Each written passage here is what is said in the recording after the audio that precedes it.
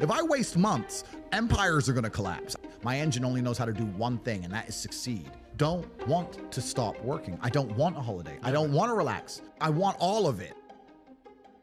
If let's say your wife breaks your heart. If you're not going to work, you can't sleep anymore. You're upset. She's running around with a new dude. You see her Instagram story. She's got some new guy. You're furious and you're angry and you're jealous and you're bitter. You have all of this inside of you, but you're not going to go to the gym and work hard and become so fantastically in shape and so rich and so powerful that no girl ever leaves you again. You're not going to do that. No. What are you going to do with it? So what are you going to do with all of that inside of you if it's not positive? Well, it's going to consume you and you're going to end up self-destructive, or you're going to embarrass yourself, or you can take all of that and put yourself in a position where it never happens to you again. When people come to me and say, oh, this happened, I'm really sad, or my heart broke, or this bad thing happened to me, I say, good. Thank the Lord that he's given you this endless source of motivation. You're wasting it. That's your problem, but it's been given to you. Nitrous oxide has been given to you. You just have to use it in the correct way. If I feel extremely happy and excited, I'm going to use that as motivation or energy to do amazing things and do good and work hard. If I feel absolutely depressed and distraught, I'm going to use that as endless energy and motivation to do amazing things and work hard. It doesn't matter what you give me. Energy cannot be destroyed. It can only be converted and transferred. It doesn't matter what fuel you give me. If you give me diesel, petrol, kerosene, vodka, it doesn't matter what fuel you put in my engine only knows how to do one thing, and that is succeed. If you truly want to win, you can't only want to win when you're happy, and you can't only want to win when you're motivated, because you're competing against people like me who want to win all of the time.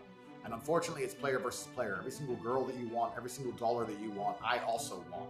You're competing against men like me who will perform even when it's raining, not only when the sun is shining. And if you're going to be the kind of person who can only do it in one of those scenarios, you are going to lose. You must be prepared to perform all of the time. The world is brutal and it's harsh. If you're not proud of yourself, you probably don't deserve to be proud of yourself, so you're not going to feel happy. And you just talked about confidence. Confidence comes from competence. The reason I'm confident is because I'm good at everything. I'm good at everything I do. The things I'm not good at, I'm not confident in, of course, and I know what they are. I don't do them very often. I've now created my reality to the point where I don't do anything I'm not good at. I don't play darts. Yeah. I'm not good at darts, right?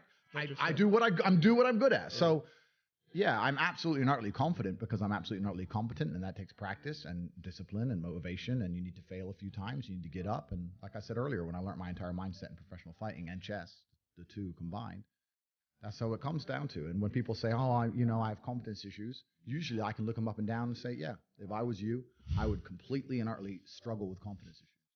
Because the world is competitive, and there's men like me on the planet and friends like mine on the planet, and you're competing against us for money, for girls, for status, for resource, and you're going to be destroyed and decimated the entire time. So of course you have confidence issues when you can be annihilated in real time by the competitor. Why wouldn't you have confidence issues? You'd be psychopathic not to. You don't struggle, you don't learn. God created us to learn and understand ourselves and understand other people and understand the world. And what did I say earlier? I said that you don't learn a lesson or you don't appreciate something without pain. So you have to struggle to learn anything. There's only two ways to learn things, the hard way or the harder way. If you're smart, you can learn the hard way. But in my experience, 99% of the planet only learn the hardest possible way. If the lesson's even 85% effective, they'll make the same mistake. It's only when they completely decimate and destroy an element of their life do they sit there and go, oops, now I get it. As a man, you can be anything you decide you want to be. That's the beauty of being a male. You can build your character completely from the ground up, just like a video game. Every single thing about me that people respect, I built. I was not born a world champion kickboxer. I was not born this intelligent or intellectual. I was not born this rich. I was not born this strong. I was not born this confident. I was not born this interesting. I was not born this charismatic and humble and gorgeous and tall and strong and sexy. I was not born none of these things. I became these things myself, so I deserve all the spoils of war. And anybody who decides they don't want to work hard enough to become those things, then they deserve to sit and accept they're my inferior. Because even your ancestors above you are disappointed in you, and your offspring for the rest of your lineage will look up and say, my great-great-great-grandfather was a loser because I broke his heart, and now we've been broke ever since. You're never going to be truly happy in your mind if you go against the teachings of God. I don't care how much money you make. If you're a bad person, you're not going to feel happy.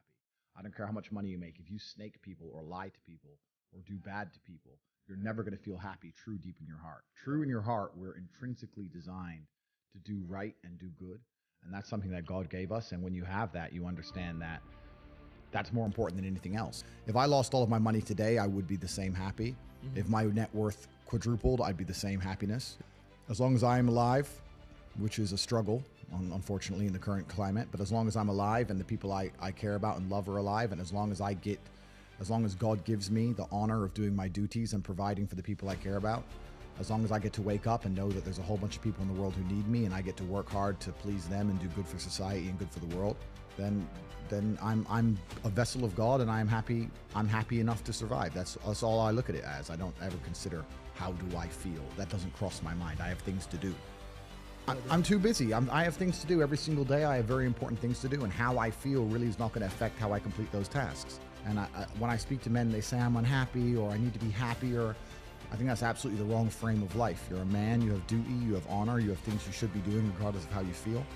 And the people who are perma-obsessed with happiness or sadness, I just think it's the wrong paradigm to view the lens of life. I know I made the right decision, and I know he's happy with the decision I made. A lot of people would have gotten emotional and decided, oh, I had to go to the funeral and had a breakdown and went to the funeral and been sad, etc., etc. I was upset, obviously. I was sad, obviously. I was heartbroken, of course. But I took all of that energy, and I worked harder than I've ever worked. I worked 22-hour days for months because I couldn't sleep. Life is hard. Life is difficult. Maybe I've just been unlucky, which I don't believe in, but I've had so much trauma and bad events and negativity and stress and all these things that have happened to me, and I've used all of it to be monumentally successful. If I wasn't that way inclined with the workload that God put on my shoulders, I'd just be in a ditch somewhere. I just would have killed myself by now. Like, I don't understand how people are functioning. If you're not thinking like me and you're going through life with any other mindset, you've been extremely fortunate that God smiled on you and allowed you to sit around most of the time doing jack shit, and you have yet to be punished for that. I could never have lived that life. If I was a bit lazy or a bit, or I was a bit of a snake, or if I lied to people, I'd be dead by now. Think of how much God loves you to have given you the grace and given you the opportunity to waste months of human time over some chick. Like, talk about blessed head to toe. If I waste months, empires are going to collapse. I'm going to end up in a cell or dead if I waste months. I have things to do every single day. I can't waste a second. If you're going through life with any other mindset besides a hyper-competitive one, where you're capable of competing with some of the most dangerous men on the planet in all their forms, me and my network, and also my competitors. If you don't have that mindset, then you have to understand that you are spoiled. You're spoiled by your reality, because there's a whole bunch of people out here daily who fail. There are men out here who fail daily, and they have yet to feel the true consequence for it. They fail to go to the gym when they know they should have gone to the gym. They fail because they forgot their keys and it took them 10 minutes to find him. They fail because they replied to a question they got sent on WhatsApp the wrong way. They fail because they didn't smile when they were supposed to. They didn't say please and thank you to that person who helped them. They fail because they didn't say hi to that girl who's looking at them out the corner of their eye. They just fail perpetually. They go through life missing every opportunity and just failing. And somehow we've built a society which is so soft and God is so giving and so graceful that they still have a place to eat and somewhere to sleep, and they're still surviving.